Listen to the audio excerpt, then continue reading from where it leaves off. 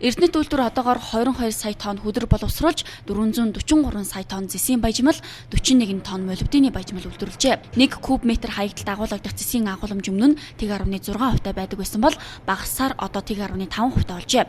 Тиймээс Эрдэнэт үйлдвэрээ өргөжүүлэх шаардлага гарсан байна. За одоогоор жилд 1.1 сая тонн хөдөр боловсруулж байгаа тус үйлдвэрт цаашид 30 гаруй жил ажиллах нөөц үлджээ.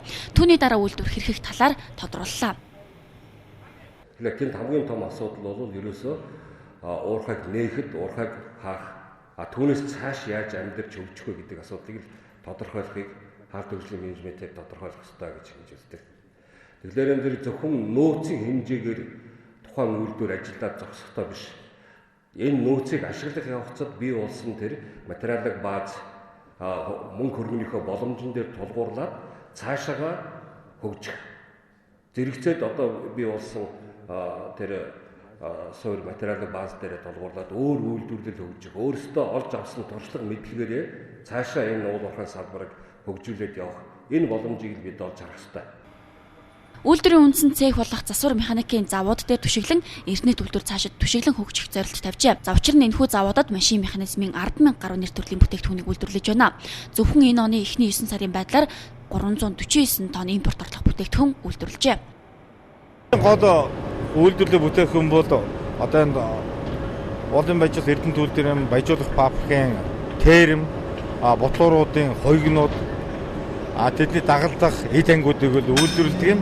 Сүүлийн жилүүд бол бид нэр импорт орлого бүтээгдэхүүн үйлдвэрлэх төлөвөө гаргаж ажилласнаар бол одоогийн байдлаар бол өнөөдөр энэ жилийн байдлаар бол бид нар одоо 3 тэрбум төгрөгийн хэмнэлттэй ажиллаж байна.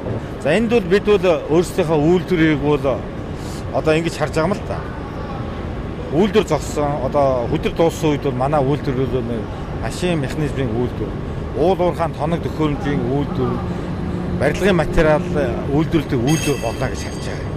За тэгэхээр Эрдэнэт үйлдвэрийн машин механизмын завуудад одоо таны харж байгаа экскаваторын одоо энэхүү шанхыг үйлдвэрлэж байна. За яг энэхүү шанхыг одоо гаднаас импортоор авал 400 гаруй сая төгрөг болдог юм байна. За харин дотооддоо үйлдвэрлэлд одоо 200 сая төгрөгөөр буюу одоо 2 дахин бага өртгөөр үйлдвэрлэх боломжтой. За яг энэ мэтчлэнгээр одоо Эрдэнэт үйлдвэр одоо 40 жилийн дараа яг энэхүү машин механизмын завууд дээрээ тулгуурлан цаашд үйл ажиллагаагаа явуулах ийм төлөвлөгөөтэй байна.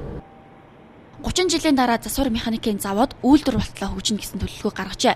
За зөвхөн үүгэрч зогсохгүй 2008 оноос хойш Эрдэнэт медикал онцлогоо амжилтны төвийг барьж байгуулан ашиглалтанд ороход бэлэн болжээ.